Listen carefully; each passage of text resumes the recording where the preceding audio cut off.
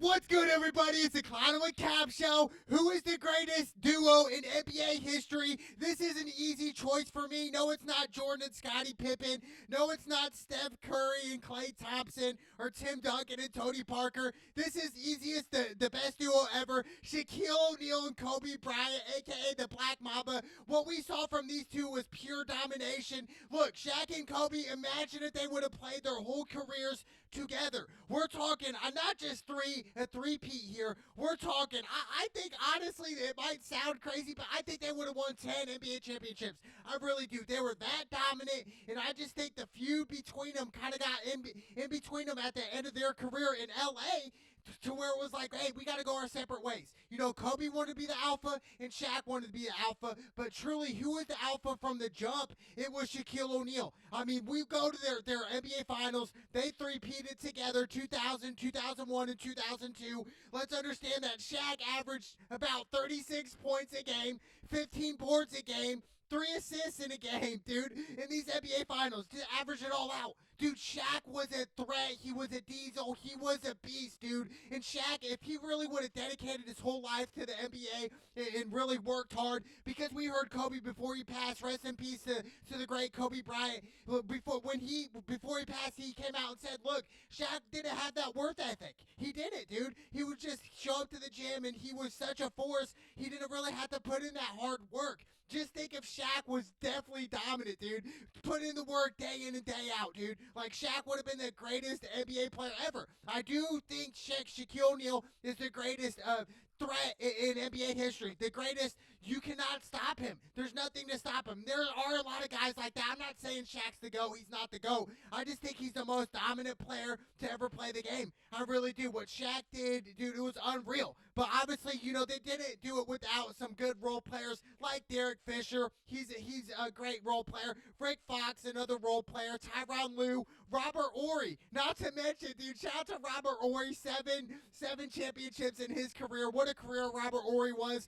And then obviously Tyronn Lue. But I just think looking at Shaq and Kobe, dude, together, they were so good, dude. It was just like, they were better than Penny Hardaway and Shaquille O'Neal back in the Orlando days. They were that good. And I just think Kobe and Shaq, what got between them was, hey, I want to be the alpha. I want to be the leader of the team here. And that's what really it boiled down to. And I think Kobe didn't really like it and Shaq didn't like it. And that's why they went their separate ways after the 2004 season. And then we saw, you know, Kobe said, you know what, I'm going to stay in LA my whole career. Kobe did. He stayed true to that. Now, what did Shaq do? Shaq went to the Miami Heat first. He bounced around after that. But I think after Shaq left LA, he was out of his prime. Even when he did win in 2006 with the Miami Heat and Dwayne Wade won the NBA Finals MVP. He was the reason they won. Now, Shaq was on that team. He did have an okay series, but it wasn't like he averaged 36 points a game, dude. Like, no way. He did not do that, dude. Shaq was that threat, but he just wasn't as good in 2006, but he got the ring before Kobe. So he went up on Kobe. He has 4 rings and Kobe's 3. Then Kobe in 2009, 2010 flipped the script and said, you know what, this is my time now. So he has 5 rings to Shaq's 4. So, and a lot of people would take Kobe over Shaq, which I think is a little bit kind of crazy in a way. It's like you're going to take Kobe over Shaq, and Kobe's a legend. I just think Kobe kind of copied what Michael Jordan did. He wanted to play like Mike. That's why he did the fadeaway like Mike. He just did everything like Mike, dude. So he copied Mike. So it makes sense why a lot of people say Kobe's the GOAT of this generation, or maybe the GOAT in general. I just think what Shaq did, dude, it was insane to me, dude. Like, and we go back with Kobe when he was with Shaq. You know, in those finals, Kobe averaged about 22 points a game. So it wasn't like Kobe was like the star Kobe that we're used to seeing, but we have to give Kobe a little leverage. He was super young, so was Shaq in a way, but Kobe was so young back then. Straight into the league out of high school, dude. Like, that's crazy, dude. Shaq, like, that's insane. You know, and Kobe was a legend, dude. And then Kobe, he goes on, like I said, 2009, 2010, NBA Finals MVP. He averaged over 28 points in the 2010 NBA Finals when they played the Boston Celtics. And that Celtics team was nice. I mean, Rajon Rondo, Ray Allen, dude, they were KG. They were nice. They were a nice team, and really it went down to Game 7, and we saw Ron Artest hit that big three in that finals in the fourth quarter. And really, we have to give props to Kobe for even like thinking, hey, Ron Artest can hit this three. It was crazy. Ron Artest stepped up in a way. I just think, obviously Phil Jackson, the legend he is as a coach with the Lakers in that prime, I just think what happened? What went down? What went wrong after, 2002 season when they did three-peat? You know what I'm saying? Like, what happened, dude? I just think Kobe and Shaq, they just had a beef, dude. And I don't even think we know to this day. And Shaq, I don't think he'll tell you the whole beef between them. I do think they settled it after Kobe retired, because Shaq retired before Kobe. But I think after that, it was just like, hopefully they settled their beef, obviously, before Kobe passed. But it was just one of them things where it's like, dude, if they never beefed together, I do think they would have won 10 NBA championships. They were that dominant. Who could guard Kobe? Who could guard Shaq? That's what it came down to. Not to mention, obviously, there were so many other iconic duos like LeBron and Dwayne Wade, recently. But I just think, Kobe and Shaq, they were that lethal, dude. And they three-peat. And LeBron and D Wade, they were supposed to win like 6 or 7 championships, right? At least 4-peat there. They only went back to back. And it was kind of sad in a way. I thought LeBron was at least going to win 3 in Miami. At least, dude. Him and D Wade, Chris Bosh. I just think, looking at it, obviously you got John Stockton, Karl Malone as well, the mailman. They had a great career as well. Such a duo. But did they win? Obviously, they ran into the GOAT, Jordan, year in and year out. So that's part of the reason why they didn't win it every single year. But I just think, looking at it, dude, nobody will tell me that the greatest duo ever is not Shaq and Kobe. It is Shaq and Kobe. It's got to be Shaq and Kobe. They are the best duo, dude. Like, nobody can stop them. And that's why they three-peat. What went wrong was, I think, them two just beat each other up so much where it's just like they couldn't click anymore. They couldn't play as a team anymore. And people say, well, Shaq got fat. Shaq was out of shape. Shaq didn't have the hunger anymore. That might be true. I just think if Kobe really wanted to win more then, back into the early 2000s, not just three-peat, win 3 more. Let's be like MJ here and win 6 NBA championships here right away. Like, right away. And it really was possible. But, we look at Shaq's career going to Orlando. Shaq, dude, when he first came in the league, he wasn't as big, dude. He was kind of like, he could, I'm not going to say he could handle the ball, but he could move for a big guy. For a guy who's over 7 foot, dude, and could bang on anybody. Like, Shaq was a freak of nature. Dude, like he was dunking on legends then, dude. And this was when he first came into the league. David Robinson, dude, dude, he was dunking on anybody and everybody. I remember seeing a clip of Shaq dunking on this dude. He got so mad the dude threw the basketball at Shaq, dude. It was so disrespectful of Shaq, right? He just looked at him like, what? Just ran off. It was just iconic.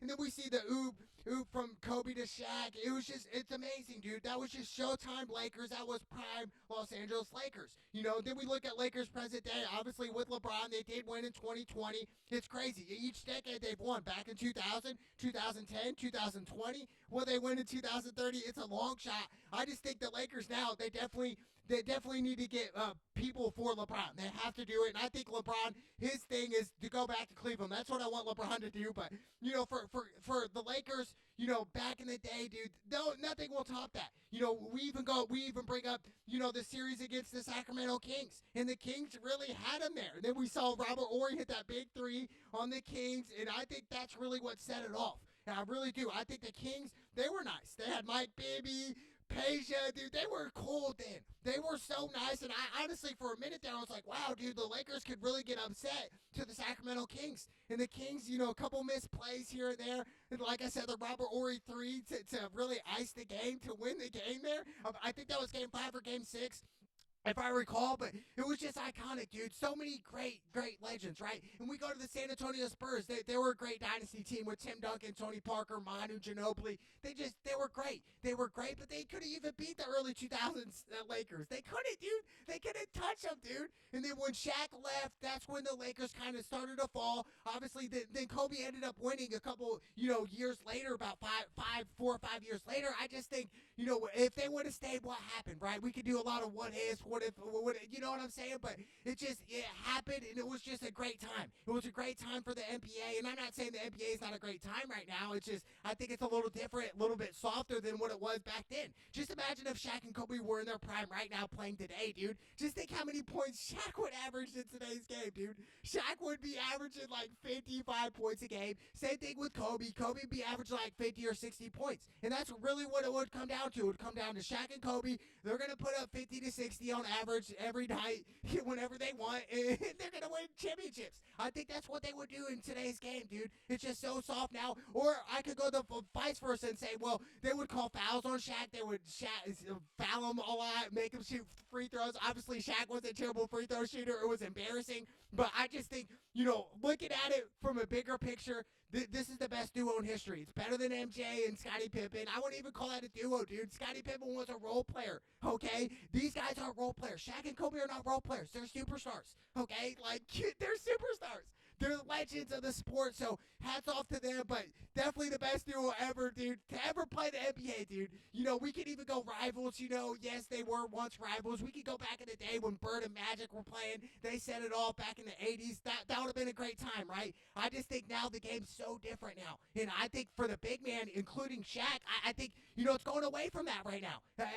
Everybody nowadays is shooting threes. Shout out to Steph Curry, shooting threes now. And I think Shaq in today's day and age, people would argue, well, Cap, Shaq would not average as much because, they're shooting threes. Shaq would get fouled more. He'd have to go to the free throw line. He'd have to make his free throws. So Shaq might average less in theory. Yes, I agree with that in a way, but on the flip side, it's like, who's going to guard Shaq down low? Shaq's just going to back you down and dunk on you every single time, and that's what he does. But it was iconic, dude. Beating the Pacers in the finals, obviously with Reggie Miller, that was a heartbreak.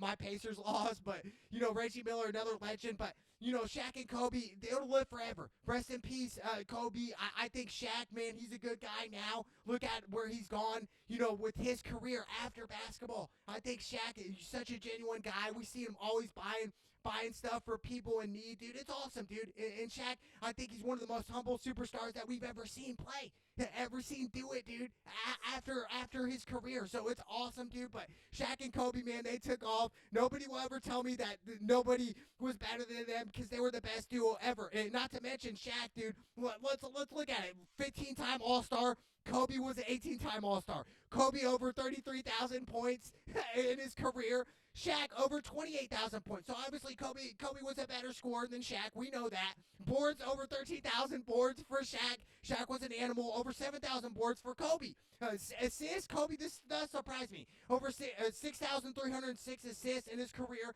which Kobe wasn't a passer. Kobe was more like, hey, I'm going to ball hog it, and I think that's really what caught up to Shaq. Shaq didn't like that. Shaq didn't want Kobe to take all the shots. Shaq wanted to take the shots. That's what he wanted to do. In blocks, not to mention, Shaq had 2,732 blocks in his career, dude.